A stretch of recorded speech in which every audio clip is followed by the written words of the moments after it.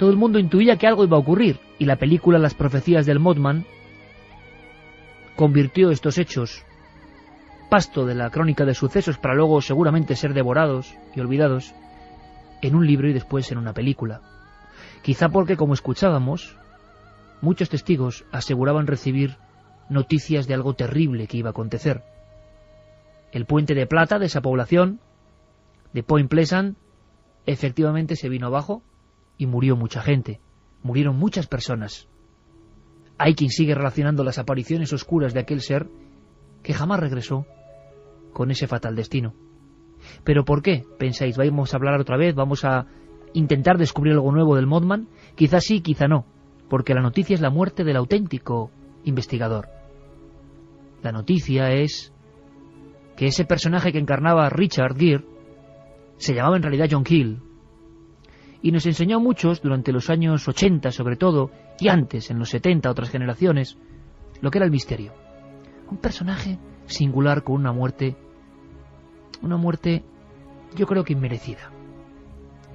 Ha surgido esta noche la pregunta: ¿cuánta gente del misterio que ha dejado su vida por llenar de ilusión, fantasía, historias, la mente de mucha gente, ha perecido de forma, inmerecida? Lo curioso es, y en eso estamos de acuerdo todos, que John Keel se hizo célebre. Sin embargo, a pesar de la película, a pesar de sus libros, lo han encontrado prácticamente muerto, medio muerto, en un humildísimo apartamento de Nueva York, envuelto de libros que apenas le dejaban respirar. La emoción de este hombre por buscar, por preguntar, por ir más allá, siempre toda su vida ligada al misterio. Y ahora, algunos buenos amigos que le visitaron hasta los últimos días, lo encontraban paranoico, lo encontraban pensando que recibía llamadas, iba creyendo que todos los fenómenos que le llamaban la atención tenían que ver con lo maligno, que todos los que nos dedicamos, y os vais a sorprender esta noche, a estos temas del misterio, que es un cajón desastre tan amplio, en el fondo tan inmenso, estamos refiriéndonos a lo maligno, a lo demoníaco. Así acabó John Keel, el padre del Mothman, y sobre todo acabó incluso con tanto miedo que sus pocas cuentas bancarias las distribuía de forma extraña para que los hombres de negro o quién no capturasen sus magras finanzas. Miraba, salía pocas veces a la calle, miraba a un lado y a otro. Así acabó enclaustrándose, hasta prácticamente morirse entre esos libros, sus viejos libros como Yadú o Las profecías del Mothman. Es la última, que no la primera, muerte triste de investigadores del misterio, a los que, como si hablásemos de la criatura de Frankenstein, da la impresión de que las sombras que han tocado casi marginalmente han acabado por devorarles. Hemos hablado con Alex Cionetti, un compañero que vive en Nueva York y que ha estado las últimas horas con John Keel. Es un testimonio, no solo del misterio, sino de lo que les pasa a algunos que investigan el misterio. Sí, lo encontramos muy acabado, y hablaba por teléfono mucho con él. Los años después de la película Mothman, que un poco lo resurgió y se pudo recuperar económicamente, estaba un poco mejor, pero después volvió al enclaustramiento, ¿no? Y realmente nunca más dio conferencias, nunca más se reunía con los amigos. Keel era una persona muy críptica, poca gente llegaba, cada tanto resurgía, tenía también, en los últimos años tenía una gran paranoia, ¿no? Que siempre estuvo marcada en su vida, ¿no? Si uno lee sus libros, empezando con The Mothman Prophecies, uno puede ver esa personalidad que tenía bien críptica. Gente críptica, un tanto huraña, que se vuelven retraídos, que no quieren compartir sus secretos.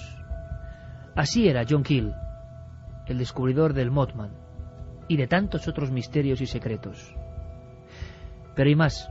Acabó convencido, y esto podría plantear una pregunta que ahora vamos a lanzar en nuestra encuesta, de que fuerzas negativas dominan en una especie de simulación todo lo que llamaríamos misterio. Me acuerdo que nos encontrábamos en un café donde Edgar Allan Poe escribió El Cuervo, ¿no? Y ese era el lugar favorito de él, que queda en la Broadway y la 89 Street. No nos olvidemos que Keel fue el creador de Los Hombres de Negro y otros mitos conectados. O sea, yo tengo acá una tarjeta que Keel me dio años atrás y que dice: yo no soy una autoridad en ningún tema. O sea, cuando la tarjeta de presentación es not an authority on anything, o sea, no sé nada. Y eso un poco representa toda la filosofía con respecto a su búsqueda del tema extraterrestre y del Mothman, ¿no? O sea, él decía que los ovnis era otro nombre de la demonología.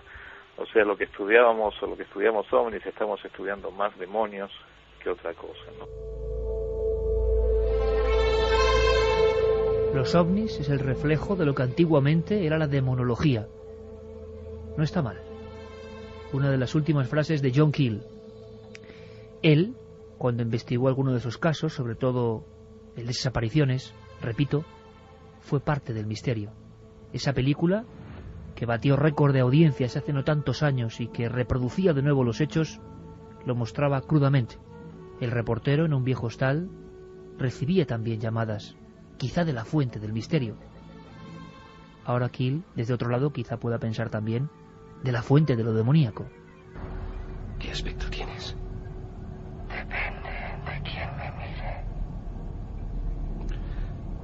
Quiero verte. Ya me has visto, John. Y yo te he visto con miedo. Ahora mismo estás asustado, ¿verdad? ¿Puedo preguntarte algo?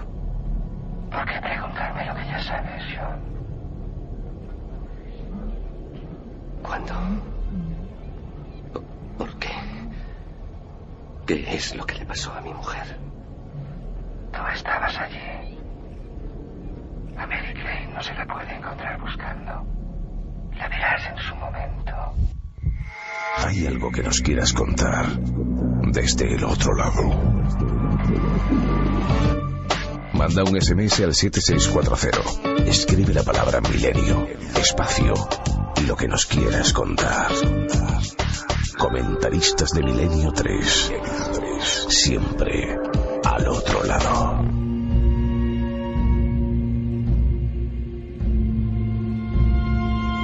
Estoy recordando ahora mismo, tengo algunas piezas de museo encima de la mesa, estoy recordando una de ellas de otro autor que muere en extrañas circunstancias. Ahora vamos a abrir su dossier, su expediente, en esta noche especial.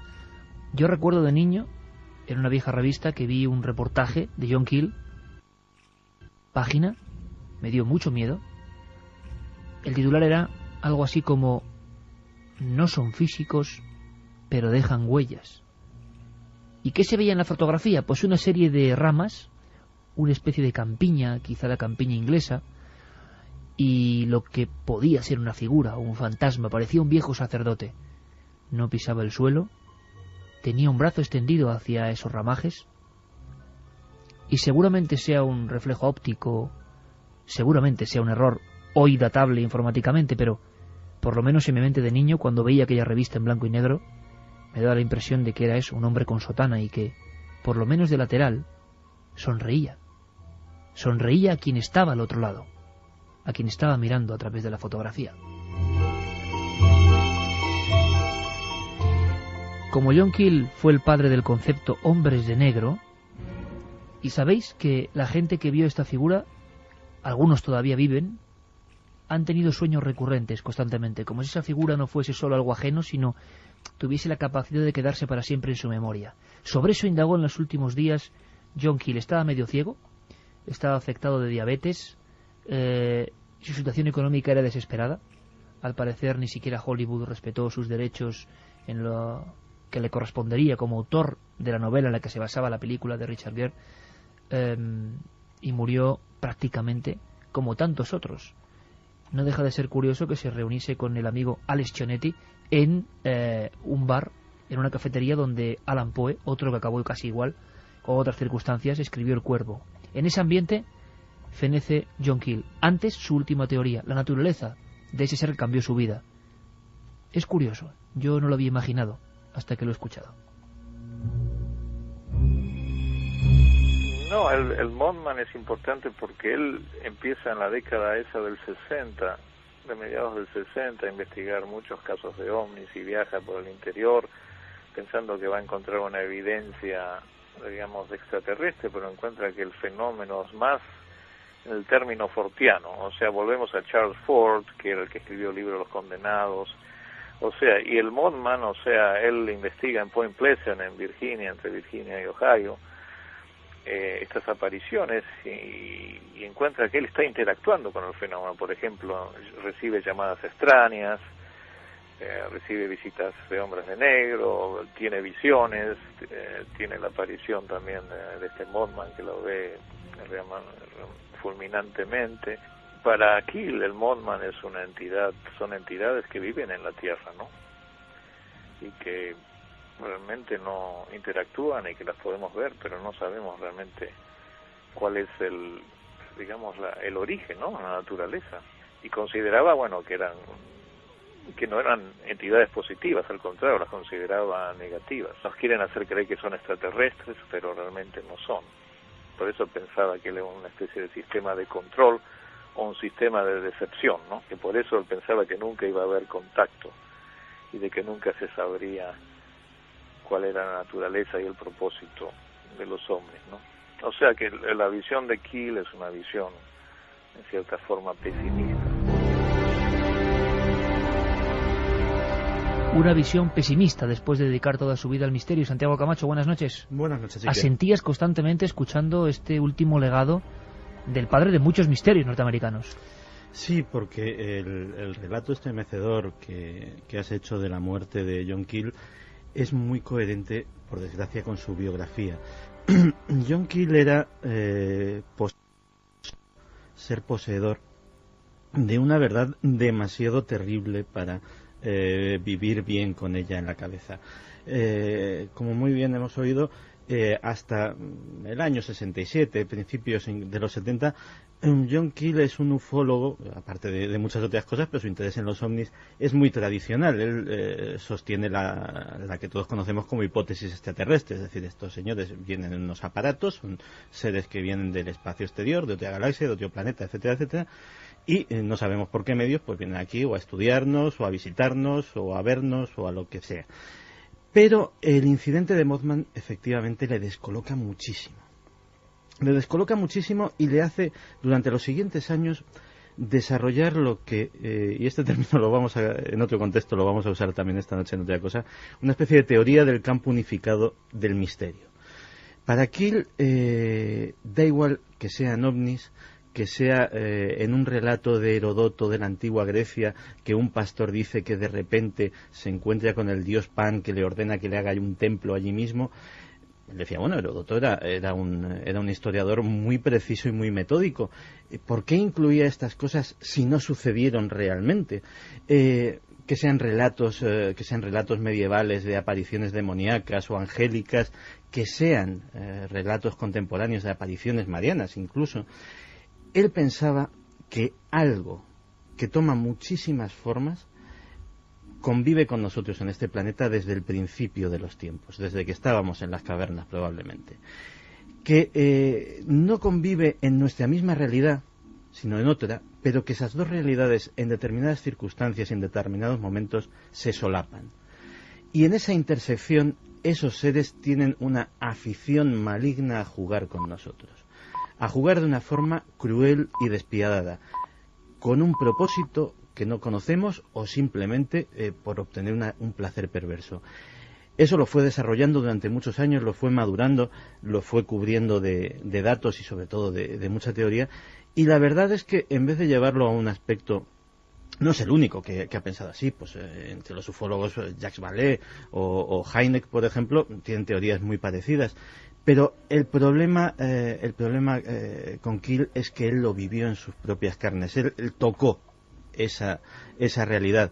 Y yo creo que esa prueba palpable de que eso tan terrible que estaba imaginando o que estaba elucubrando podía ser verdad, poco a poco ha ido minándole y ha terminado con él. Llegaron demasiado lejos. Esa es la teoría. Hay temas que no se pueden tocar o que obligan a un final, desde luego, desagradable.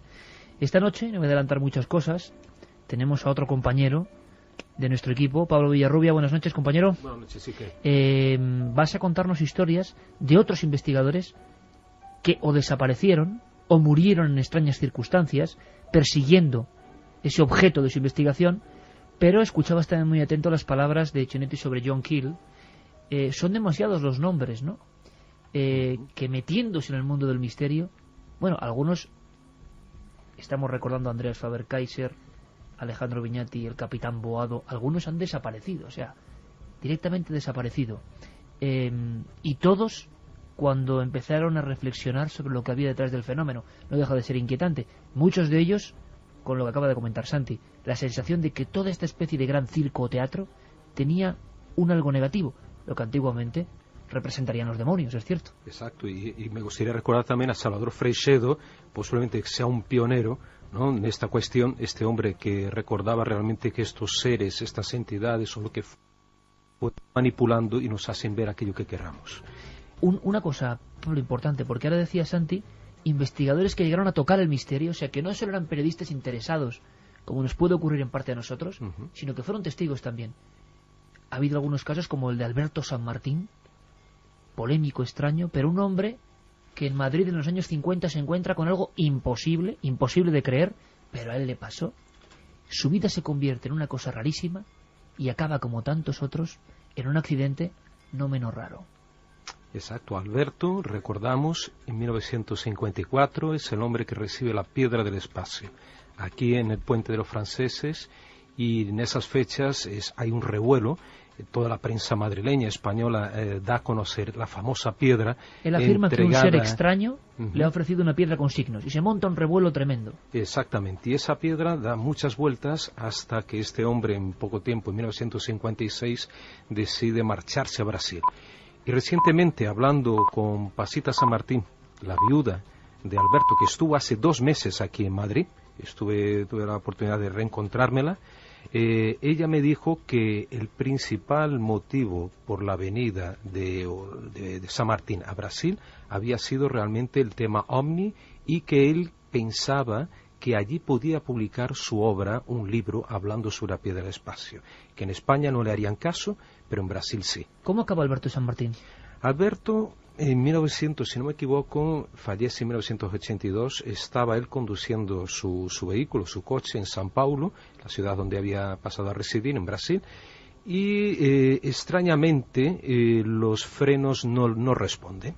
Este hombre parece que también tiene al mismo tiempo un ataque cardíaco fulminante en el coche, le llevan al hospital y fallece al poco rato. O sea, que hay una extraña concomitancia de un accidente con un ataque cardíaco o algo parecido que acaba con la vida de San Martín, y con él también el misterio del origen de la piedra del espacio. O sea, así acaba la historia del hombre que saltó a la fama en Madrid a través del entonces rotativo el Alcázar, hablando de una extraña piedra que él asegura, claro, eso yo creo que es imposible de creer, que él asegura que allá donde acaba Madrid se despierta en una especie de pesadillas, va caminando en Madrid adentro, pasa a la ciudad universitaria, y él describe, porque la prensa en aquella época, esto por fortuna se nos ha olvidado casi todos, seguía día a día las informaciones, un ser en sombras que le da una especie de rectángulo con unos signos. ¿Fue víctima de una broma San Martín?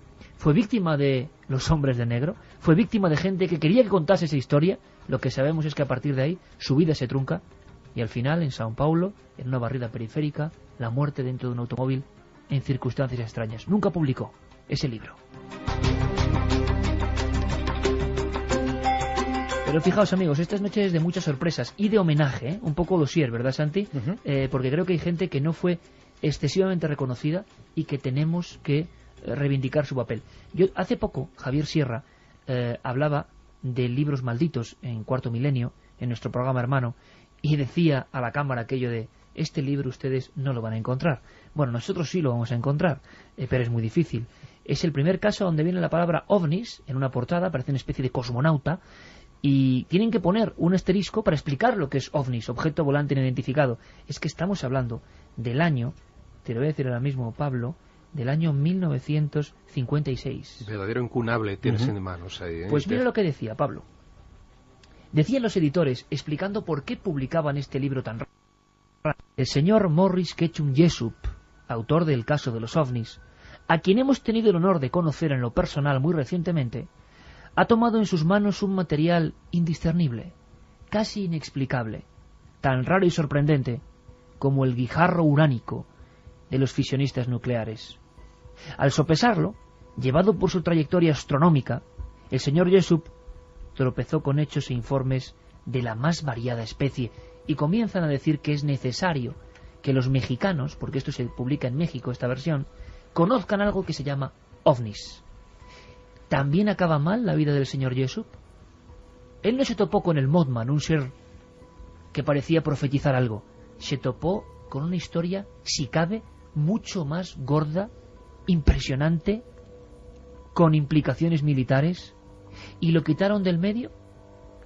Nos va a contar Santi muchas cosas, pero antes, como es lógico, Javier Sierra nos da paso. ¿Qué sabe él de Jessup? ¿Cómo apareció? También un coche tiene que ver en esta historia. Bueno, la historia de Morris Ketchum Jessup está, desde luego, muy vinculada a otro de los grandes mitos contemporáneos, que es el del experimento Filadelfia, la supuesta e hipersecreta teleportación de un destructor de la Marina de los Estados Unidos en 1943.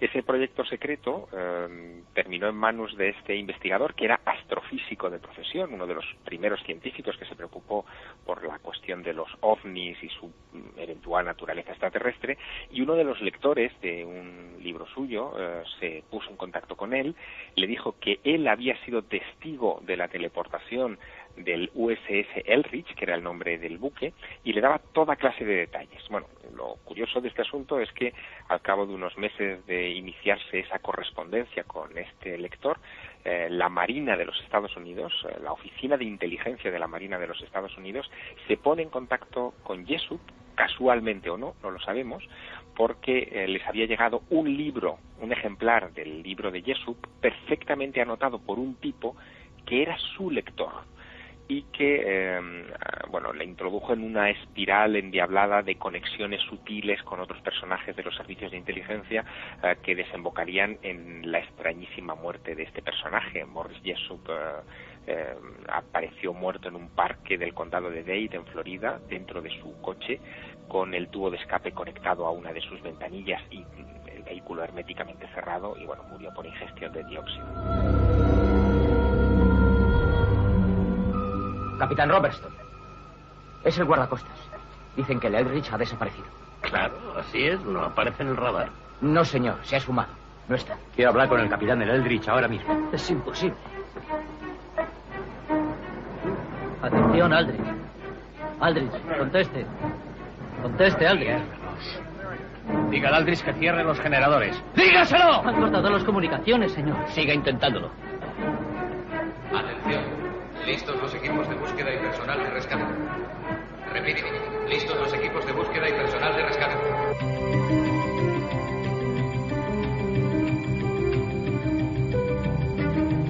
Como siempre, esta tripulación, no sé si la de este buque, que desapareció o no, está compuesta por Carlos Largo, Fermín Agustí y, en los mandos sonoros, como no, con este increíble temazo de Nixon, Jerry Martínez.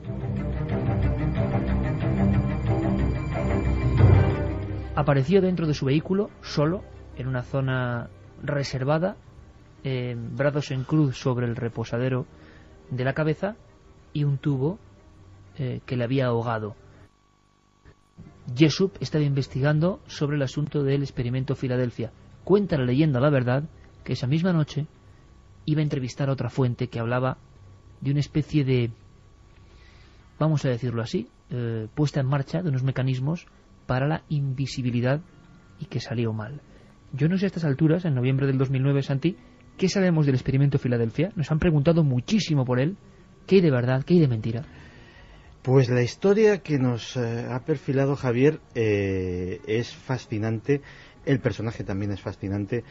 Morris Jessup es una de las primeras personas en investigar el Triángulo de las Bermudas. Es la primera persona, muchos años antes de Daniken, que pone negro sobre blanco en el papel la teoría de que ciertos monumentos antiguos, especialmente precolombinos, tuvieron que ser construidos con la ayuda de seres o energías de otros planetas. Eso en los años 50, o sea, 15 años antes de Daniken. Sí, y la verdad es que es un personaje que le tengo mucho cariño porque uno de los primeros libros de esta temática que yo leí fue El experimento Filadelfia de Berlitz, de Charles Berlitz. Berlitz, cuando estaba estudiando el tema del Triángulo de las Bermudas, que fue su gran bestseller, es precisamente ahí donde se encuentra con la vida de Morris Jessup y se encuentra con su peripecia. Y Morris Jessup, la verdad es que es una historia trágica porque era la de un hombre, tenía formación científica, era astrónomo, era una persona que estudiaba muy seriamente, con muy poquitos medios, eso sí, un tema que le fascinaba, que era el de los ovnis. Y efectivamente, después de sacar el caso de los ovnis, recibe una serie de cartas firmadas por un individuo que se llama Carlos Miguel Allende. Esas cartas le empiezan a contar más o menos, a dar detalles de cómo podría ser esa propulsión de los platillos volantes, como se los conocía entonces, y en una de ellas le habla del experimento Filadelfia, o de lo que él denomina el experimento Filadelfia, y le habla de esa historia, de cómo se intentó hacer invisible un barco, etcétera, etcétera, ¿no? Jessup se lo toma absolutamente a la ligera. Dice, bueno, esto son cartas por lo típico de un señor que o está perturbado o me quiere tomar el pelo o cualquier cosa. No las tiró a la papelera porque era un hombre ordenado, pero las dejó completamente arrinconadas hasta que un buen día, en la primavera de 1957, recibe la visita de 2 oficiales de la Oficina de Investigación Naval. Esos 2 oficiales le vienen contando una historia que a él mismo le deja completamente alucinado.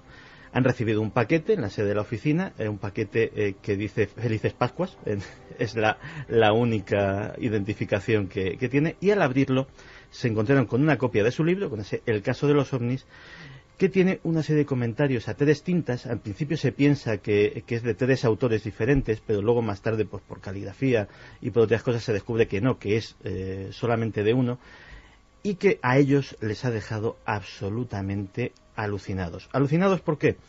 Porque la persona que ha escrito eso parece tener una serie de conocimientos importantes en temas físicos, habla ahí del experimento Filadelfia y va exponiendo una teoría increíble que nos retrotrae a un asunto del que hablamos hace unas semanas, que es qué hizo Einstein en sus famosos años oscuros. Según lo que aparece en esta edición, en estas notas, Einstein habría estado trabajando en la teoría del campo unificado a partir de trabajos anteriores de Nikola Tesla. Se nos vuelve referentes, ¿no? A juntar los mismos nombres que en aquel programa.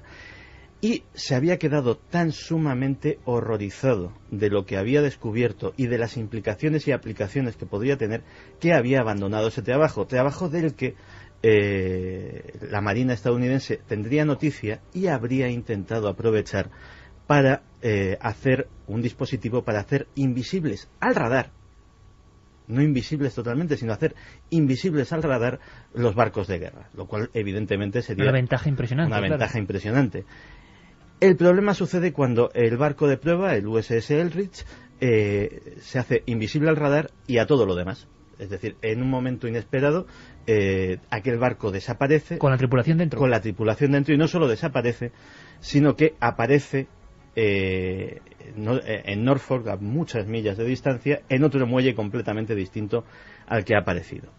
Empieza a contar en esas notas pues historias de marineros que aparecen y desaparecen, que se vuelven locos, que habían acabado todos perturbados, ¿no? Todos perturbados, algunos muertos y otros incluso con secuelas tan absolutamente de ciencia ficción como tener episodios de desvanecimiento, no de desvanecimiento de quedar sin sentido, sino de desvanecimiento literal, es decir, de desaparecer delante de los ojos de la gente en el momento más inesperado.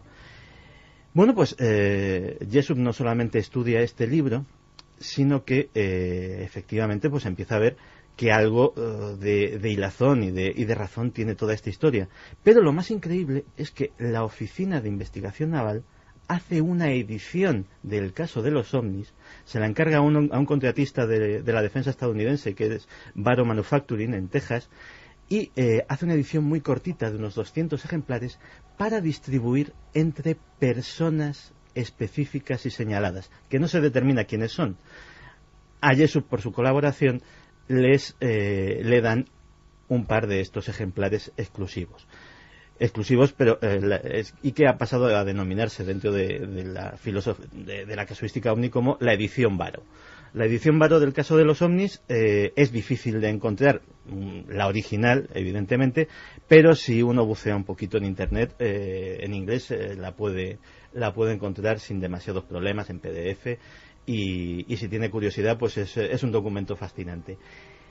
Ese interés ya hace que sobre esta edición Barrow empiece a trabajar Jessup. Y Jessup hace una edición reanotada que está guardada actualmente en una caja fuerte. Nadie sabe de quién. Es decir, se la dejó a uno de sus grandes amigos. John Keel era precisamente... Un seguidor, un continuador, ¿no? No, y era uno de los candidatos a ser el depositario de ese libro, porque eran conocidos. Y... ese libro parece ser que las conclusiones que vierte ahí son el producto de una serie de reflexiones que hace sobre todo el asunto del experimento Filadelfia, de los ovnis y sobre todo de las implicaciones de esos presuntos trabajos de Tesla y de Einstein a la hora de conseguir energía libre de la naturaleza, de la gravedad, etcétera, etcétera, que hacen que, según sus conocidos, Morris Jessup empiece a volverse paulatinamente paranoico. La misma paranoia de el recién muerto John Keel. Sí, pero parece ser que lo que temía Jessup era algo mucho más terrestre, mucho más corpóreo. Es decir, empieza a decir que le siguen... ¿Él llegó a entrevistarse con supuestos marineros de aquel barco? No, el único contacto que tuvo es el de Carlos Miguel Allende, que es un personaje al que también se le ha hecho un seguimiento.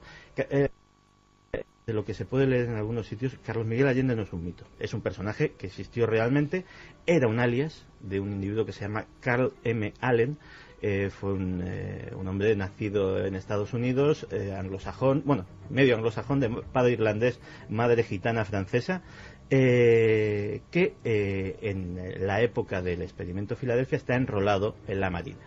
Según el testimonio de su propia madre, pues era un niño y un joven muy inteligente, un poco indisciplinado, lo cual le impidió cursar estudios superiores, pero sí que, digamos, era uno de esos espíritus libres que le interesan absolutamente todo, que leía cuanto caía en sus manos, etcétera, etcétera. ¿Y él tuvo que ver con el experimento Filadelfia? Pues él, justamente en las fechas del experimento Filadelfia, o las fechas que se suponen posteriores, su archivo de la Marina dice que es licenciado por perturbación. Automáticamente él se enrola en la Marina Mercante, estamos en plena Segunda Guerra Mundial, en lo que se llamaban los Liberty Ships, los barcos de la libertad, que eran los que llevaban suministros a Inglaterra cuando Estados Unidos todavía no había entrado en el conflicto.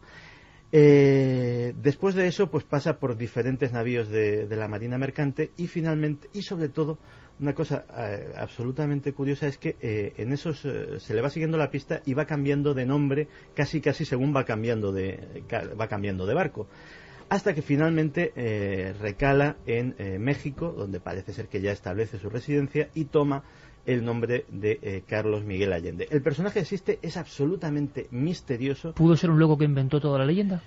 Es una de las posibilidades. Pensemos una cosa, a la hora de seguirle la pista a esta historia, hay que pensar una cosa. No hay nada que se llame el experimento Filadelfia, ni clasificado, ni desclasificado, ni en ningún papel, porque probablemente no se llamaba así. Es decir, es un nombre para entendernos. Es decir, probablemente pues el experimento Filadelfia, como si hubiese sido en otro sitio, hubiese dicho el experimento Chicago. Pero sí que hay algunos indicios curiosos. Uno de ellos posiblemente es el del propio barco, el USS Eldridge.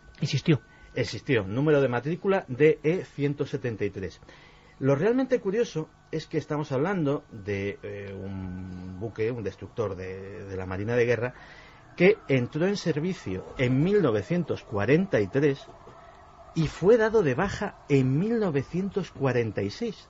Es decir, incluso para Estados Unidos la construcción de un destructor de un avión de guerra es una inversión importantísima y el Eldridge no tuvo percances en combate que justificasen una avería grande y que justificasen darlo de baja tan solo 3 años después de haber sido puesto en servicio.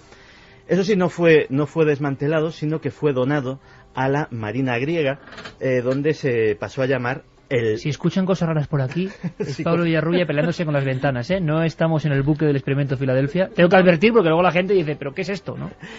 En la Marina griega estuvo muchísimo tiempo en servicio. O sea, Estados Unidos, de una forma curiosa, pues coge este barco de solo 3 años. En aquel momento pensemos que debía ser tecnología militar puntera. Y en 1946 se lo da a la Marina griega. ¿Y se localizó en algún momento gente de verdad que fue parte de ese experimento? Esa es la cuestión, que realmente no hay datos. Eso es lo objetivo. Sí, pero también hay otra historia curiosa. Parece ser que los listados de la tripulación del Eldridge a día de hoy siguen siendo secreto militar de una forma... O sea, no hay forma de seguir la pista de esa tripulación porque no hay forma de conseguir ese listado. De ese barco que fue motivo de toda esta especie de historias sobre desapariciones y no puede consultar la tripulación y de otros barcos sí. Efectivamente. Pues... Vamos con algunas opiniones, con algunos mensajes de Carlos Sánchez, que nos escribe ahora desde Málaga, pero en enero estuvo en Estados Unidos estudiando con el libro de John Keel en la maleta y que se aventuró en un viaje de unos días a Point Pleasant, donde está la leyenda del Mothman. Sin saberlo me hospedé en un motel de carretera que más tarde descubriría que había sido el mismo que había elegido John Keel para pernoctar en la zona. No está mal. Durante esos días tuve la oportunidad de descubrir... ¿Recibió llamadas ahí? En ese... Esperemos que no, por lo menos Carlos puede contarlo. Oportunidad de descubrir todas las localizaciones claves de la historia, una experiencia espeluznante. Point Pleasant es un pueblo que sigue estigmatizado 40 años después y lo seguirá estando por mucho tiempo. Bueno, es uno de los pocos pueblos del mundo donde hay un monumento Sí. a una criatura fantasmagórica, el Mothman. Está el monumento. La O sea, no el monumento al alcalde, el monumento al... No, la criatura es la protagonista. Por un escultor que se llamaba Robert Roach. Y la Qué verdad, grande eres, Santi. es- Acordarse ahora mismo del tipo que hizo la escultura del Mothman en Point Pleasant. Y es una escultura de un ser, no me extraña que el pobre John Keel le pasase lo que le pasase, de un ser de aspecto demoníaco, entre un demonio y un insecto, una cosa extrañísima. Que mucha gente aparecía en la película, dice que las criaturas sombrías, extrañas que aparecen desde la prehistoria se parecen mucho a esa figura. Sí, sí. Curiosamente se parecen mucho. Antonio desde Granada nos decía: todo lo que estáis contando sobre el Mothman me recuerda algo que mi madre contaba desde que yo era muy pequeño y que ocurrió en su pueblo, en Albolote, en la provincia de Granada. Albolote, hubo muchos casos de luces allí. Allá luces por de los Albolote. años 50, cuando ocurrió un tremendo terremoto que casi acabó con el pueblo. Mi madre contaba que entonces ella era pequeña, pero unos días antes del terremoto una vecina se volvió loca diciendo que había visto una extraña persona que le había dicho que se fuera del pueblo. Unos días después ocurrió ese terrible terremoto. Años después mi madre aseguraba que en ocasiones le había parecido ver tal figura, sobre todo en sueños, y que cuando la veía procuraba estar atenta a muchas personas por si ocurría algo malo. Por supuesto habrá algo de mito, algo de verdad, pero cuando mi madre lo contaba, lo decía con mucha seguridad. Pablo está notando ya, porque son esos casos que a veces se entremezclan con la eterna leyenda española, pero ¿cuántos hay de váyase de aquí, un aviso y luego hay un terremoto en un lugar? Es verdad, es verdad. Albolote, Granada. Y ya está apuntado y vamos a intentar investigarlo, ¿no, Iker? Claro. Hombre, por supuesto. Si existen los hombres de negro, seguramente, pero me da a mí que tienen bastante poco de misterio y muchos de trabajillos sucios gubernamentales, nos dice Chincharito. Puede que la imagen que se creen, que vea, sea la propia muerte, pone los pelos de punta, nada más pensarlo. También nos dice la capacidad de sugestión en la que se pueden meter algunos investigadores de lo misterioso. Interesante. Es tal que les puede jugar malas pasadas como la paranoia y la idea de conspiraciones constantes contra él. Y Nos no lo decía solo Antonio investigadores, de Zamora. artistas con una sensibilidad abierta especial, como Mozart, creen que reciben a la muerte que le encarga una última obra, encapuchado, ensotanado, o Torres Villarroel, ¿no? Le visita la muerte a la casa y creen verlo. Si no son de negro, serán de azul, pero siempre se presentan ciertos tipos del gobierno en los casos más notables, como en EVA 4, en Rosas y los implicados. Acaban no recordando, nos decía Jorge, y aquí tuvimos a los principales testigos. Me impactó la película de Mothman, sobre todo el saber después que estaba basada en hechos reales, nos decía Ana desde Córdoba. Sobre lo paranoico relacionado con el secretismo, recomiendo la película Una mente maravillosa. Vamos a hacer una cosa, porque en la segunda hora hablar de un caso sorprendente. Bueno, aparte de que todo lo que nos va a contar Pablo, pero un caso sorprendente. Quizá el nombre no diga mucho, pero eso lo diremos luego. Se habló en los años 80 de un investigador que hizo un dossier, fijaos qué historia, que se llamaba Hacia una física de los ovnis, donde como físico que vivía solo, un poco en sus misterios, genialoide, sin comunicarse mucho con el resto, llegó a conclusiones sorprendentes. Es un poco seguir la línea de Jessup, Keel, sorprendentes, cosas que no eran los típicos libros comerciales. Cuenta la historia, cuenta un libro llamado Las máquinas del cosmos de Antonio Rivera, que este investigador aparece en su casa de Son Rapinja, muerto.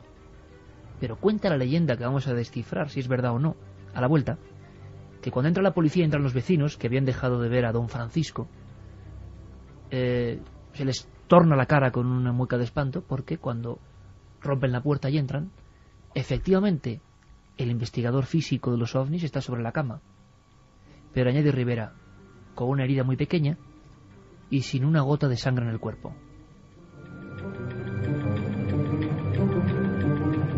Ocurrió en 1978, no en Alabama, en Filadelfia, no, en Mallorca.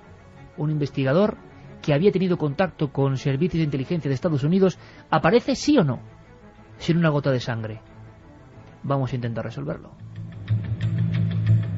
Y si te parece, Pablo, que seguiremos luego, quiero que empecemos una investigación. Luego nos iremos en barca, si te parece, hacia el Amazonas, hacia mundos ocultos, porque ha habido otro tipo de investigadores, los de la arqueología extraña, los del misterio llevado a la piedra, que también han desaparecido en circunstancias increíbles. Podríamos explicar en 2 minutos apenas, es un reto, más o menos, y luego continuamos. ¿Quién es, para que la gente se quede pensando, Karl Brugger? Karl Brugger, uno de los personajes más interesantes del periodismo del misterio, aunque no lo fuera en aquel momento. Este hombre, un periodista alemán destinado en Brasil, en Río de Janeiro, y viajando por todo el país para buscar informaciones para sus medios de comunicación alemanes, y este hombre se topa con una historia fantástica de una ciudad perdida, o 3 ciudades perdidas en la selva amazónica. 3 ciudades. 3 ciudades, una de ellas llamada Akakor, la otra Akahin. 2 grandes que contenían templos fabulosos, misteriosísimos, con una civilización subterránea que podría haber habitado todavía esas grandes ruinas, hasta hace muy poco tiempo. Este hombre escribe un libro a partir de un informante igualmente misterioso llamado Tatun Kanara. O sea, alguien que le informa, como ocurre con el experimento Filadelfia o con el caso del Mothman, de que tiene información real de ese lugar perdido. Era la exclusiva de su vida. Exactamente. Y este hombre aprovecha y graba 12 entrevistas, 12 cintas cassettes con este personaje, este indígena, supuesto indígena, y de ahí surge la crónica de Akakor, que es una crónica a lo largo de miles de años de una extraña civilización que viene de las estrellas, se instala en el Amazonas y allí empieza a desarrollar entonces una serie de experimentos. Incluso dicen, en una de las obras de Erich von Däniken, que es uno de los también que investigó este caso, de que existiría una extraña máquina voladora enterrada en Akakor. No acabó bien, ahora lo contamos, y tú tienes, dime si o no, nuevos datos de Karl Brugger. Sin duda, y además de forma muy, muy curiosa, y esas sincronicidades que suelen ocurrir con nosotros. Pues lo contamos ahora, Pablo. Las noticias y volvemos, Milenio 3. Estáis, amigos, en Milenio 3, en la cadena SER. Una noche más, compartiendo misterios, y en este caso, homenaje a compañeros que ya no están, porque quizá llegaron demasiado lejos. Estábamos repasando la lista de caídos en combate en el mundo del misterio en extrañas circunstancias, y de verdad que son demasiados, y eso hace que surjan preguntas. ¿Por qué esa pregunta? Porque da la sensación de que las muertes de estos investigadores no tienen que ver con el fenómeno en sí, sino con gente, personas, instituciones, poderes fácticos, llamadlo como queréis, que no les debe gustar que se hable de estos temas. Y eso no deja de ser angustioso. Hemos dejado la primera hora con la historia de Francisco Aréjula. Ese es su nombre, autor de Hacia una física de los ovnis. muerto en extrañas circunstancias. Será el siguiente dossier, porque Pablo tenía sorpresas. Estamos hablando de ya no solo perseguidores de realidades extrañas que se aparecen como el Mothman. Yo recuerdo, fíjate Santi, en uno de los primeros libros que yo leí, no el primero, pero sería el segundo, un libro, El misterio de los ovni, había unos dibujos, Pablo lo sabrá muy bien, son pequeñas cosas de investigadores que igual, pero es la realidad que nos ha curtido. La clasificación de Jader Pereira, Pablo, seres que la gente decía que veía, tiempos de la ufología clásica, y como al margen de eso, un dibujo de algo que a mí me parecía una encía, o sea, es decir, una cosa, sí, pero me daba mucho miedo, sin cabeza, claro, metida hacia adentro, como centrado en sí mismo, las piernas robustas, y era un ser acéfalo, sin cabeza, o llevaba la cabeza cubierta sobre dos grandes ojivas, brazos, alas, no sé lo que era, y simplemente ponía Point Pleasant, Virginia, 1966. Me llamó mucho la atención. Hasta años después no supe la realidad de eso. Eso que viene desde muy, muy lejos. Algunos han investigado y han acabado mal, como John Keel, olvidados. Otros han investigado casos de desapariciones provocadas, la ingeniería de la guerra llevada a la última instancia, mal, como Jessup. Y otros fueron un poco más allá. Intentaron llegar no solo al fenómeno, sino a lugares del pasado de este fenómeno, a lugares donde ellos habían vivido, al parecer, antes que nosotros. Santi, ¿quieres decir algo? Sí, no, nada, que es que se me había olvidado que la historia de Jessup tiene un epílogo, y es un epílogo importante. Es que no es el único que tiene una muerte, o en este caso una desaparición a raíz del tema del experimento Filadelfia. El testigo de Jessup lo toma otro autor que se llama Wolf. Eso quería, lo hemos hablado, si era verdad o no, la historia de ese hombre. Pues la verdad es que aparece por un montón de sitios. Pero siempre es la misma referencia, Santi, si te das cuenta. No, yo tengo una de un libro. Sí, yo también. Pero da igual. Es que no hay ningún dato que te lleve a pensar. Alguien que investigando sobre Jessup muere también, ¿no? Efectivamente. Y, ¿qué dice la historia? La historia dice que efectivamente él, este escritor freelance, como se le describe, toma el testigo de Jessup y empieza a declarar por todos sitios que a Jessup lo asesinaron, y sigue investigando y llega a una especie de conclusión, que es que el asunto del experimento Filadelfia no se hace público no por el daño que puede hacer a la Marina, sino por el daño que puede hacer a una persona en concreto muy influyente, y que en la convención de mayo del 78 de el CUFORN, de una organización ufológica canadiense, va a revelar aquello. Entonces tiene lugar la citada convención, y alguien que se hace llamar Michelle Alberti, que es secretaria del CUFORN, da la noticia allí de que este hombre no ha llegado, y desde entonces no se le vuelve a ver. Esa es la historia que circula en eso, no en sabemos hasta qué punto, Internet. Claro, hasta qué punto son leyendas sobre hechos reales o no. De la muerte de Jessup es muy poco más. Estaba ahí, murió de verdad, por supuesto su obra fue muy poca, pero desde luego productiva en cuanto a conspiración alrededor. Hablábamos de lo más profundo de la selva. ¿Os imagináis que tomásemos, vamos ya a ver si podemos tomar nuestra barca? Vamos a ver si podemos estar todos en este momento de la noche en mitad de una barcaza que remonta a un río oscuro, la vegetación intensa, imagino que los mosquitos aseteando los cuerpos, pero ahí va Karl Brugger y va decidido Pablo, está convencido de que va a llegar a algún sitio. Exacto. Brugger soñaba con encontrar una verdadera ciudad perdida, una ciudad fantástica, jamás imaginada tan siquiera por los arqueólogos, en el corazón de la selva amazónica, ya no de la zona andina, peruana, ya la que ahí conocemos y grandes ciudades, sino en la selva mismísima, donde jamás se había encontrado vestigios de una ciudad de piedra o pirámides como se especulaba. Él trabajaba como corresponsal para la televisión alemana existen fotos, hace un libro, pero ¿quién es su informador? ¿Quién es ese hombre extraño? Un día, ¿Cómo lo encuentra? Un piloto de aviación suizo llamado Ferdinand Schmidt estaba en un bar en la ciudad de Manaus, en el mismo corazón del estado del Amazonas, cuando se le aparece un individuo harapiento, un individuo con pelo largo, mugriento, y este individuo pide algo de beber, una cachaza, ¿no? Una aguardiente de caña de azúcar, y este piloto suizo se extraña porque aquel hombre tiene un acento extraño. Le indaga, le pregunta de dónde viene y el hombre le contesta en alemán. O sea, este piloto suizo empieza con él y este extraño hombre se hace llamar Tatun Kanara. Tatun Kanara. Se dice hijo de una princesa o de un príncipe de las selvas, de una tribu misteriosa que jamás nadie había oído hablar de ella, llamada Uga Mogulala, y que este indígena, supuesto indígena, sería un mestizo en realidad de una misionaria alemana con este príncipe de una ciudad perdida del Amazonas. ¿En qué lugar está más o menos ubicado ese maravilloso, vamos a decirlo así, compuesto de casas, de muros, de civilización extraña y hasta, decías antes, Pablo, de objetos de tecnología imposible? ¿En qué lugar lo ubicaba este Tatun Kanara? Pues Tatun empieza a tentar la curiosidad y la imaginación también de Ferdinand, comentándole que existían 3 grandes ciudades perdidas en la selva amazónica.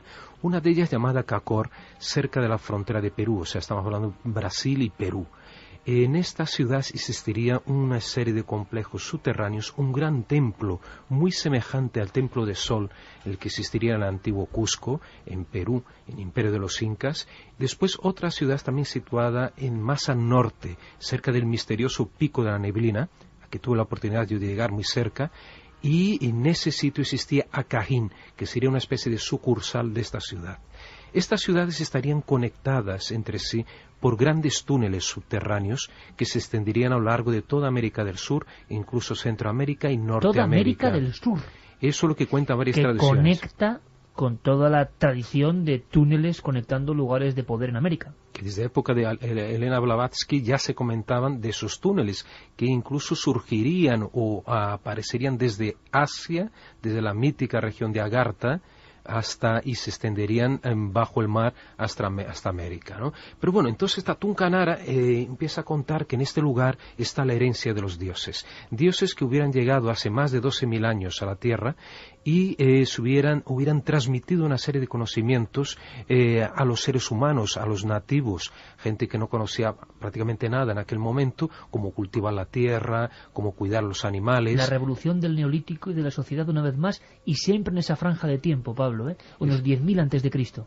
El periodo que sitúan también la destrucción de la mítica Atlántida, y este hombre, pues este Tatun Kanara, además cuenta que en una de estas ciudades existiría un aparato, una máquina voladora, que emitía de tiempos en tiempos un sonido semejante a un enjambre de abejas. Claro, esto despertó, como digo, la curiosidad de Ferdinand Schmidt, que se pone rápidamente en contacto con el famoso escritor Erich von Däniken, un conciudadano suyo, ya que ambos eran suizos, y Erich, claro, entusiasmado con aquella probabilidad de encontrar una prueba de que en el pasado habíamos sido visitados por extraños viajantes o viajeros del espacio, dijo que era la oportunidad para enviar una expedición para explorar aquel sitio. Y entonces, así, aunque no haya participado Erich von Däniken, Ferdinand Schmidt, juntamente con Tatunka y otros brasileños, emprenden rumbo a estas ciudades perdidas del Amazonas.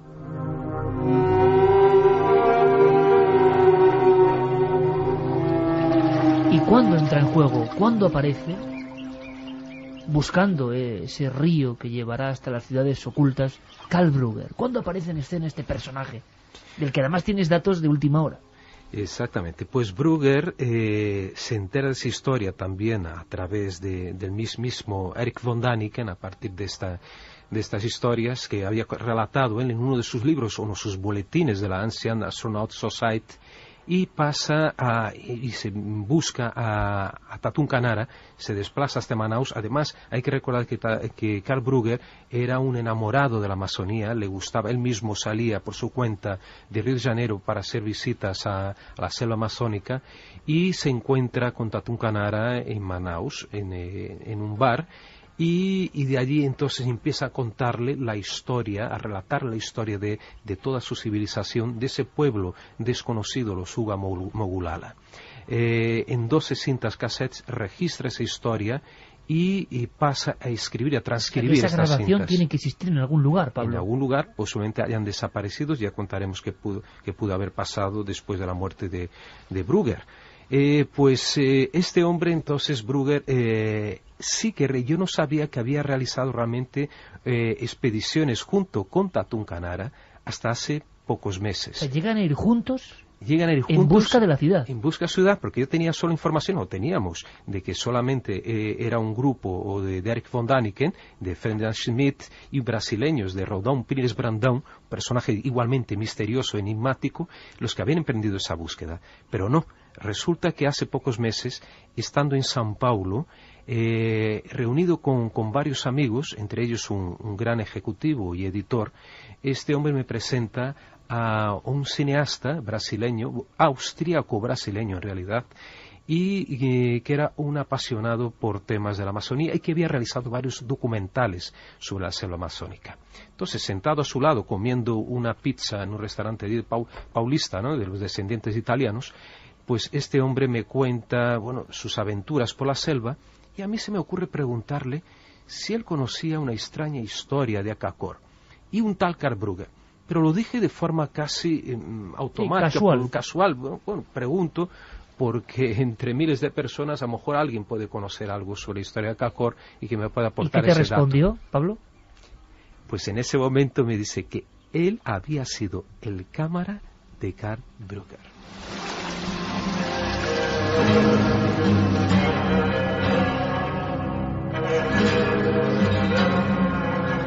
Sería interesante imaginar la cara que Pablo pone en ese instante cuando el compañero inesperado le dice que ha sido cámara del más mítico, misterioso y de fin más raro y dramático que ahora contaremos, explorador de la Amazonía.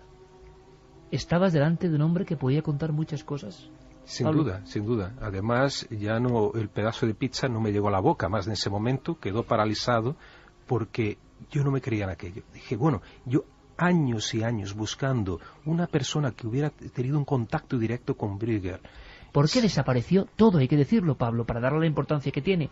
Es que no solo Karl Brugger murió de mala manera, sino que todo lo que tenía que ver con él se convirtió en un auténtico agujero negro. Bueno, el libro, simplemente después de la muerte de Brugger, su libro misteriosamente desaparece de todas las librerías. En Brasil jamás se llegó a publicar y no sabemos por qué. Vivíamos aquella época, régimen militar, cuando se publica en Europa. Solo en Portugal, una pequeña edición que milagrosamente encontré en un alfarrabista, en un librero viejo de Lisboa, contra la edición portuguesa.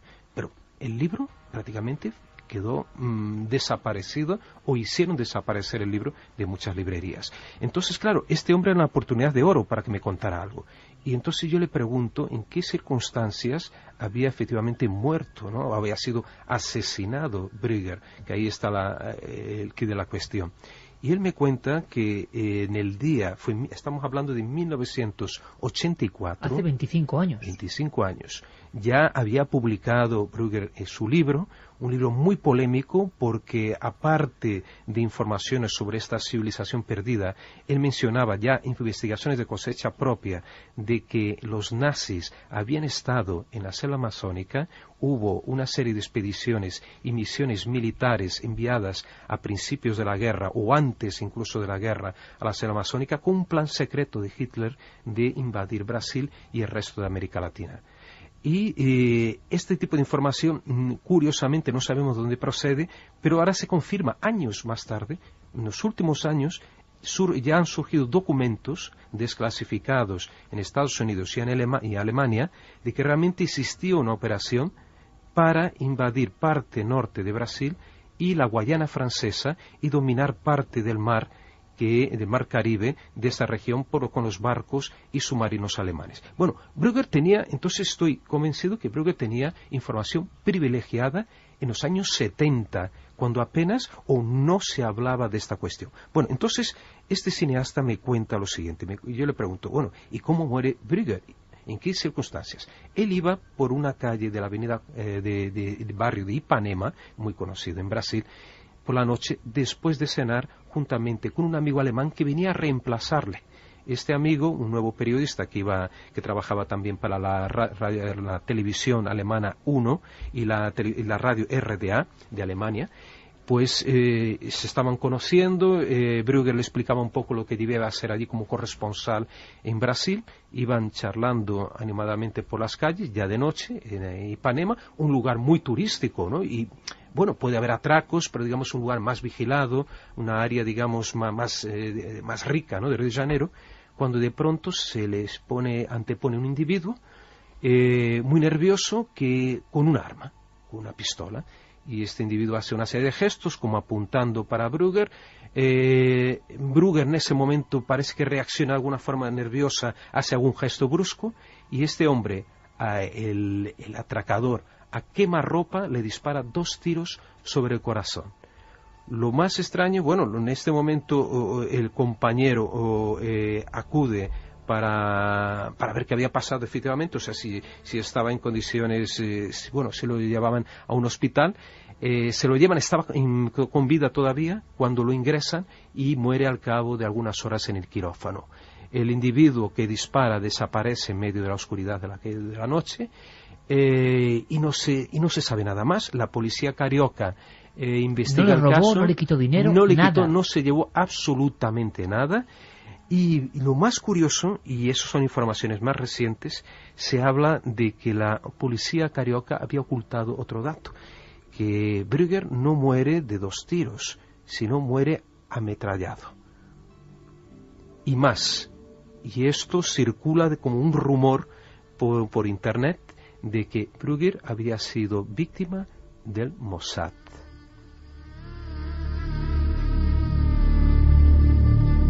¿Y qué tiene que ver el Mossad en toda esta historia? A mí me parece exagerado realmente este tipo de observación. De todas formas, si Brugger tenía información privilegiada de comunidades nazis en Brasil, no sería la mejor forma de obtenerlas, ¿no?, asesinándole.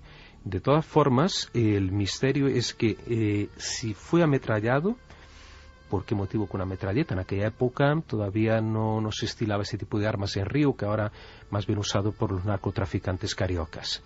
Había una gran duda. ¿Será que Brugger realmente tenía información privilegiada y que alguien no debía conocer esa información? Y esto que me lo dice personalmente fue mi querido profesor Aurelio de Abreu, gran arqueólogo, fue mi profesor de antropología también en la facultad donde estudié periodismo en San Paulo, y uno de los que me entusiasmó por esta historia de Acacor, que sigo persiguiendo ¿Y hasta dónde llegó, Pablo? ¿Hasta dónde llegó Brugger? ¿Hasta dónde remontó el río? ¿Estuvo cerca de esa ciudad? Pues según este cineasta, parece que no logró llegar hasta allí, que Tatunca le ocultó el verdadero sitio donde estaría escondida la ciudad. Y son más de una expedición. Incluso este cineasta acompañó a Brugger y a Tatunca Nara en una de ellas. Pablo, y tiene una película en 16 milímetros rodada de esta expedición. La expedición de Brugger queda una cinta. Queda una película, 16 milímetros.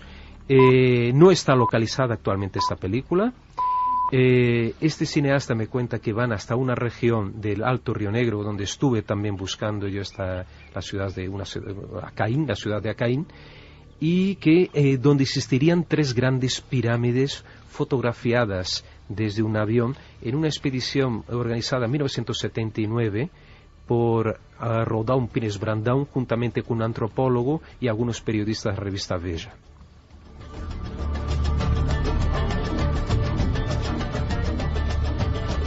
Escuchando a Pablo y escuchando los sonidos que pone Geray Martínez, casi nos sentimos allí. ¿Cómo es el Río Negro?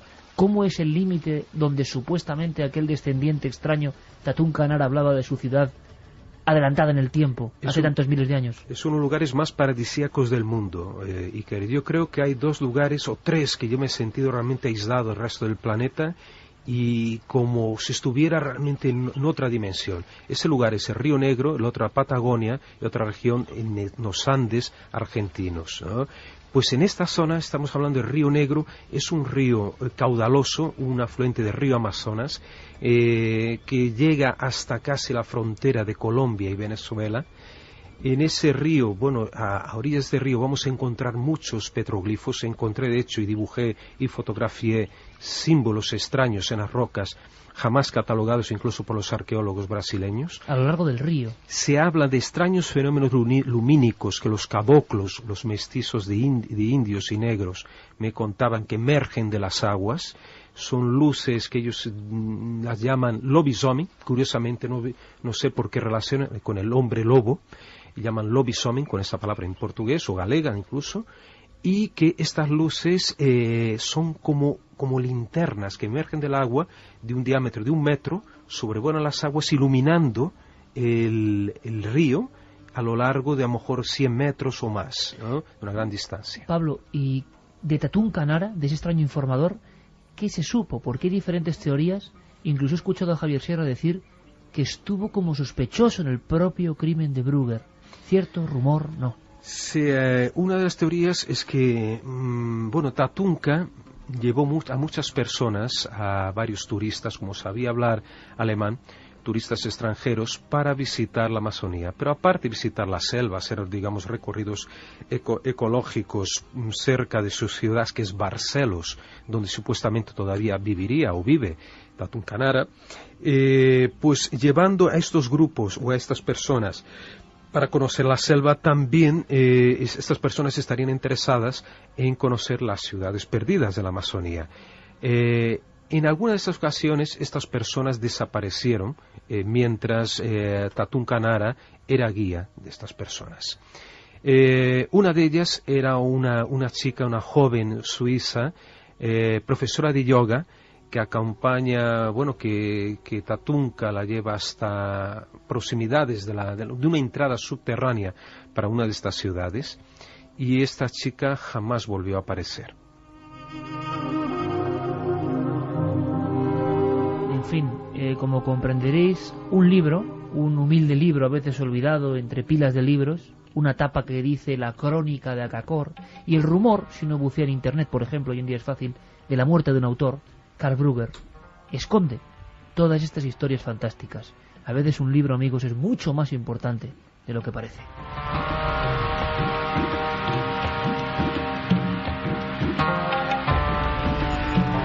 Vaya expedición, vaya viaje con Pablo Villarrubia en la barcaza por el Río Negro.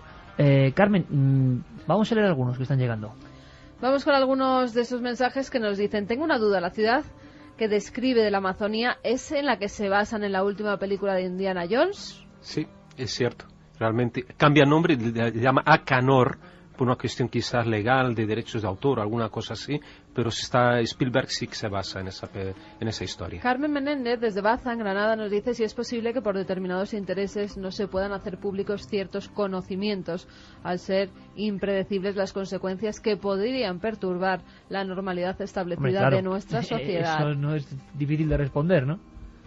Es realmente un tema curioso y delicado, eso sí, un buen tema del que hablar, aunque podrían ser casos demasiado extremos como para tratarse de unos hombres de negro. Habrá realmente cosas que es mejor no saber o simplemente que no interesa que sepamos, nos decía Diego desde Albacete. ¿Recordáis unos fascículos que vendían en los kioscos llamados Los temas ocultos? Con ellos yo inicié mi camino por lo desconocido, nos decía Titán de Madrid. Fernando Jiménez del Oso, una colección en 3 volúmenes imprescindible. Nos escucha Eric desde Filipinas, a través de Internet. Nos dice que allí son 7 horas más, que es de día, que no es lo mismo que escuchar el programa de noche, pero que aún así, un saludo y que un programa alucinante. Claro, es que el programa hay que escucharlo realmente a su hora, si uno puede. Los hombres de negro, agentes del gobierno, seres de otros planos, o cuidado, ambos. ¿Qué sabrán los gobiernos de todo esto? ¿Cuánto misterio? Saludos, compañeros, brindamos por Milenio 3. Iona y Chema nos dicen. Desde México, Rubén Aviecer. ¿Qué saben acerca de un documento SO1 clasificado de la Armada UFO Manual? Pues que ronda mismo, por internet, que así, habla acerca de los ese procedimientos a realizar O1, con respecto al fenómeno OVNI. Cuidado con lo que hay por internet, claro. Te lo he Podemos decir traducido, eso, ¿no? pero es SO1 Classified Army UFO Manual. Vale, pues nos pondremos a ello. Nos pondremos a ello. Tampoco sería raro que existiese porque, de hecho... Está saliendo de todo, ¿no? Sí, está saliendo de todo. Y digamos que existen en prácticamente todas las Fuerzas Armadas del mundo documentos para bregar con la investigación de algo que es del interés de las Fuerzas Armadas, que son los objetos que vuelan y no son identificados. Esto es los ovnis sin que eso tenga ninguna implicación extraterrestre, que puede ser aviones espía, etcétera. ¿Hasta qué punto hay muertos extraños para que esto la gente no lo sabe? En el mundo de los ovnis, ya no hablamos de buscar ciudades enigmáticas, mundo de los ovnis y con gente importante, y causó, cuidado, un enorme impacto en la comunidad ufológica y de investigadores españoles, por ejemplo. Decían, cuidado con lo que está pasando, cuidado que hay gente que está acabando mal. Tú habrás oído hablar muchas veces, vosotros dos, de la historia de James McDonald. Cuéntanos, Carmen, la gente tiene que saber, es otro ejemplo diferente de final abrupto en investigadores. Yo creo que pocas veces he hecho un programa sobre investigadores caídos, ¿no? Pues... Pero además caídos después de extrañas conclusiones. James McDonald nace en junio de 1920 en Duluth, en una localidad de Minnesota. Estudia física en el Instituto de Tecnología de Massachusetts y realiza además su doctorado en la Universidad Estatal de Iowa. Es profesor, además dicen que es buenísimo dando clases sobre meteorología, llegando a ser director del Instituto de Física Atmosférica de Arizona. Pero sobre todo es conocido por sus investigaciones sobre los ovnis. ¿Y cómo empieza a interesarse por ellos? Pues empieza porque tiene una observación ovni en 1954. Conducía con 2 compañeros meteorólogos por los desiertos de Arizona y ven 2 objetos volantes que van por el cielo. Desde entonces, como hombre curioso que era, comienza a investigar sobre esas extrañas luminarias que él había observado en el cielo y contacta con el NICAP, una asociación civil que se dedicaba al estudio de los ovnis. Gracias a que era un experto en física atmosférica, McDonald puede tener acceso a determinados informes que otra gente no podía acceder a ellos. Por ejemplo, a algunos que se incluyen en el proyecto Libro Azul. Tras estudiarlos minuciosamente se da cuenta de que muchos tenían una explicación física, pero había algunos que se salían de toda lógica, de toda razón. Se vuelve a entrevistar con muchos de los testigos que encuentra en esos informes y ve que verdaderamente pasa algo extraordinario, que esa gente cuenta la verdad.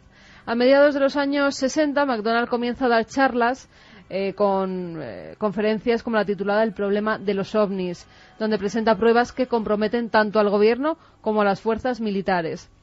Critica duramente a la Fuerza Aérea de los Estados Unidos e incluso la acusa de manipular la información que tenía sobre objetos ya volantes. Empieza a meterse en camisa de 11 varas, como el que sí, dice. Pero no solo con el gobierno, también con los militares, a los cuales también critica, e incluso se mete con la comunidad científica y les dice que cómo están ignorando algo tan importante para la ciencia. Gobierno, militares y científicos acusados por el profesor McDonald. Sí, e incluso llega a argumentar que una hipótesis es que esos objetos volantes no identificados verdaderamente estén tripulados por seres extraterrestres. Llega a entrevistar a más de 500 personas que se habían encontrado ante lo imposible, ante esos objetos volantes, y que incluso habían mantenido conversaciones con los tripulantes de esas naves. En 1966 hubo una gran oleada ovni en Michigan, debido a la presión del público y también contando con el apoyo de algunos miembros del Congreso. El gobierno no tiene más remedio que nombrar una comisión de científicos, una comisión que todos conoceréis que se llama Comité Condon. En teoría iba a ser una comisión que de forma exhaustiva y objetiva iba a investigar todos los casos ovni que se estaban produciendo. Pero McDonald dice que él se ofrece a ayudar en esos informes y dicen que no, que mejor que se quede fuera. ¿Por qué? Y él lo ve, porque hay una manipulación incluso dentro de ese comité. Todos los casos que les llegaban decían que tenían una explicación. Eso no suena. Cada vez se va ganando más y más enemigos. Y él cada vez además estaba más aislado, hasta tal punto que empieza a separarse de su familia, de su mujer, de Betsy Hunt, con la que tenía 6 hijos, y esta llega a pedirle el divorcio. Además fue desacreditado en varias conferencias que no tenían nada que ver con los ovnis, sino más bien con sus temas. Y es entonces cuando en público le empezaban a decir que no tenía ninguna credibilidad, porque alguien que hablaba de hombres, de marcianitos, no tenía luego ninguna credibilidad como físico o como meteorólogo. Todo esto le lleva a sufrir una gran depresión y piensa en quitarse la vida. Termina varios artículos relacionados con el fenómeno ovni e incluso deja escrito lo que quería que se hiciera con su archivo, dónde quería que ese archivo fuera a parar. En abril de 1971 se descerraja un tiro en la cabeza, con tan mala suerte que no muere, se queda ciego y en silla de ruedas.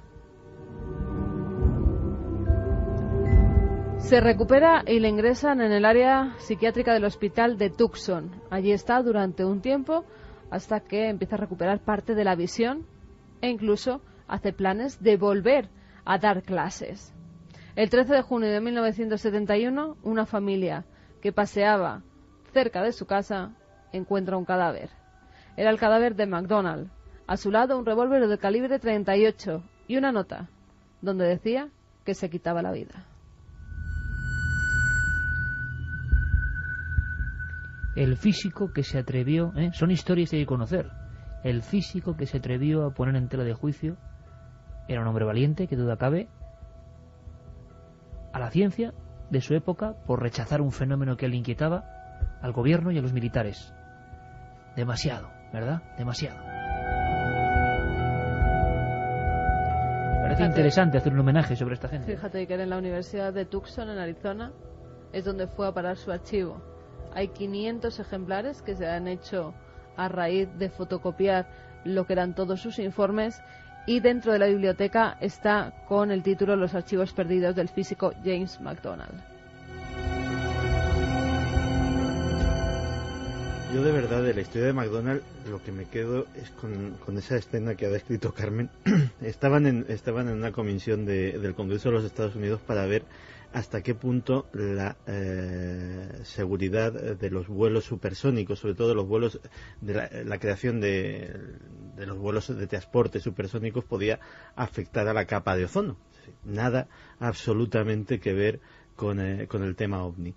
Y él estaba dando su dictamen al respecto, y de repente alguien que tenía intereses comerciales en el tema, porque era un representante del estado donde iba a estar la fábrica de los aviones, empieza y le sale con la salivita esta que dice Carmen de, bueno, alguien de los marcianitos verdes.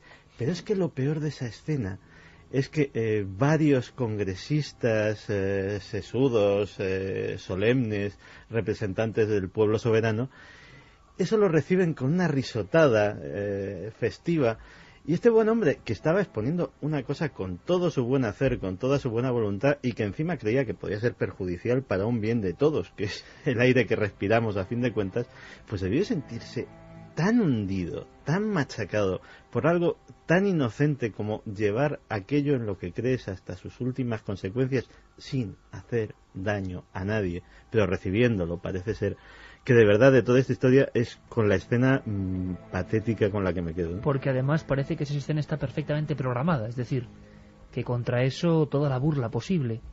¿No lo vivimos todavía hoy? Ante cualquier historia que salga de la idiotización común, toda la burla posible. Fijaos un pequeño detalle. Una de las últimas entrevistas de este MacDonald se la da a un reportero argentino que se llama Alejandro Viñati. Se hacen una foto los dos juntos, una foto que resultará premonitoria.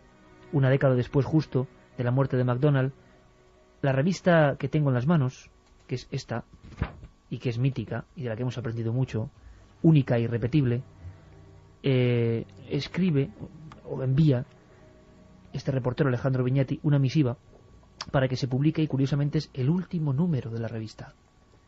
Es muy curioso porque Alejandro Viñati era colaborador habitual junto con Andreas Faber-Kaiser, y cuando uno abre esta revista, año 82, septiembre y octubre, se da cuenta de que el nombre de Alejandro Viñati aparece con algo que aún me inquieta, ¿no? Que es una cruz. Y ese último reportaje se llamaba... Mira, léelo, Santi, ¿cómo se llamaba el último reportaje de Viñati? Caramba, mirando llover en el infierno. Y decía Andreas Faber-Kaiser, pocos días antes de su muerte, Alejandro Viñati nos enviaba este artículo que resume la última hipótesis de la comunidad científica. En el fondo, hablaba de investigación vírica, agentes biológicos para crear el mal, pequeños frascos donde podía, con su contenido, morir toda una ciudad. El protocolo de la muerte tóxica lo llamaba. Pero hay una cosa más terrible en este último número de Mundo Desconocido, también incunable. Dice Faber-Kaiser, director de esta revista, en su editorial, que le ha llegado una carta terrible, días antes de la muerte de su amigo Viñati, el reportero argentino atormentado, como todos los investigadores en el fondo, que entrevista a MacDonald poco antes de morir.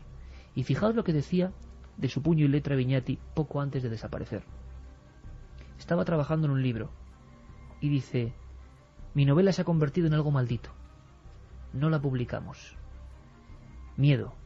Abortos del miedo. La vida es así. La vida no me es. Nunca me ha sido. Tengo casa, comida, techo y ¿qué? Eso no es todo.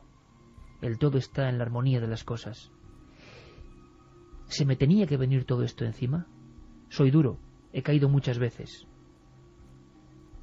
Sé que son mis hermanos.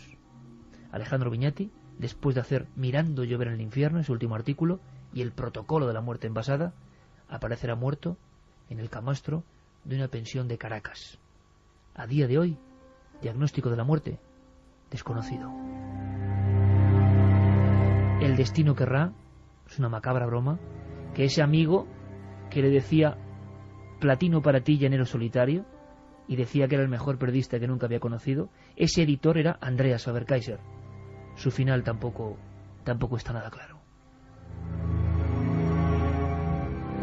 Hablamos de un montón de personas muertas, hay que decir, en la flor de la vida, investigando temas polémicos, extraños e interconectados. Yo prometía una cosa, chicos. Prometía dar algunos datos sobre una historia que superaba todo, pero es que Javier Sierra tenía algo que se guardaba en su faltriquera, ya sabes cómo es Javier. Y decía, espera, es que algunos estuvieron a punto de morir y abandonaron la investigación antes de tiempo. Esta noche de Dossier Especial descubrimos muchas cosas. ¿Sabíais que Kenneth Arnold fue amenazado de muerte? Kenneth Arnold es el primer observador de ovnis de la historia moderna. A raíz de su caso, se habla de platillos volantes en el mundo. Lo que pocos saben es lo que cuenta Javier Sierra. Por ejemplo, el primer testigo de platillos volantes de la historia, que se convirtió también en el primer ufólogo de la historia, que fue Kenneth Arnold, que vio 9 de estos discos luminosos en junio de 1947 en la frontera entre Estados Unidos y Canadá, sufrió las amenazas de estos hombres de negro cuando él se dispuso a investigar otra aparición de ovnis sobre la isla de Maury, que es uno de esos casos extrañísimos en los que un objeto deja caer piezas metálicas, físicas, que fueron recogidas por testigos, y que Kenneth Arnold inmediatamente se puso tras la pista para tratar de documentarlo, y sin embargo, en el transcurso de esa investigación fue amenazado por estos siniestros personajes vestidos de negro, amenazado de muerte. Es decir, o se apartaba de la investigación o terminarían con su vida. Arnold se apartó de la investigación. ¿Y qué os parece si, como guinda, os contamos la historia prometida? En España, una vez más, 1973, un libro revolucionario, un físico se ha atrevido a hablar de la física y propulsión de los supuestos ovnis. No ha ido simplemente a hablar de más casos, sino de cómo se pueden mover estos aparatos. Se llama Francisco Aréjula, pero se convertirá en leyenda por una extraña muerte, que según otros ufólogos fue una muerte por exsangue, es decir, sin una gota de sangre en el cuerpo. ¿Es cierto o no? Investigó profundamente esta historia un querido amigo, Chema Font, y pasó, puedo decir, años siguiendo la pista que nadie había seguido. ¿Queréis escuchar sus conclusiones? Son sorprendentes. Luz sobre un misterio de la ufología oscura. Primero, presentación en sociedad. ¿Quién era este tal Francisco Aréjula? Francisco Aréjula López era un físico, el cual estuvo investigando toda su vida el fenómeno ovni. El fenómeno ovni no de una manera que pudiese afectar a la posible existencia de seres extraterrestres, sino más bien al funcionamiento de estas naves y su posible repercusión en el aprovechamiento de las energías en la Tierra. Hasta ahí todo perfecto. Lo raro de un físico como MacDonald que intenta explicar el funcionamiento de los ovnis. ¿Dónde llega el misterio? Cuando, tiempo después de su muerte, Antonio Rivera, uno de los grandes divulgadores, habla en su libro Las máquinas del cosmos de ese hallazgo. En una barriada llamada Son Rapinja ha aparecido el cuerpo de Aréjula sin una gota de sangre. El vecindario está espantado. simplemente lo deja ahí. Y además, dice Rivera, y de Aréjula no se ha vuelto a saber nada. Y pone entre exclamaciones, nada. El libro impactó a ufólogos de la talla del abogado José Juan Montejo. Dedicaba en aquel libro un apartado a las teorías de Francisco Aréjula, y ahí Rivera, basándose en las pesquisas o comprobaciones que hizo una amiga y colaboradora suya, se extendió ese rumor, ¿no?, sobre la extraña muerte de Francisco Aréjula, pero sinceramente a mí me parece que el rumor era un tanto exagerado, ya que bastantes años después conocía y también colaboré con un ufólogo mallorquín, Matías Morey, y entre los dos, pues bueno, hicimos algunas pesquisas en este sentido, ¿no?, sobre intentar rescatar un poco de la vida, obra y de la biografía de Francisco Aréjula, porque bueno, todo esto Aréjula vivió durante muchos años, ¿no?, en un barrio, me parece recordar, próximo a Palma de Mallorca. Entonces conseguimos localizar a unos familiares suyos, unos sobrinos, y a partir de ahí, pues bueno, la versión que ofrecieron distaba mucho, ¿no?, de aquello que había comentado Rivera en su libro.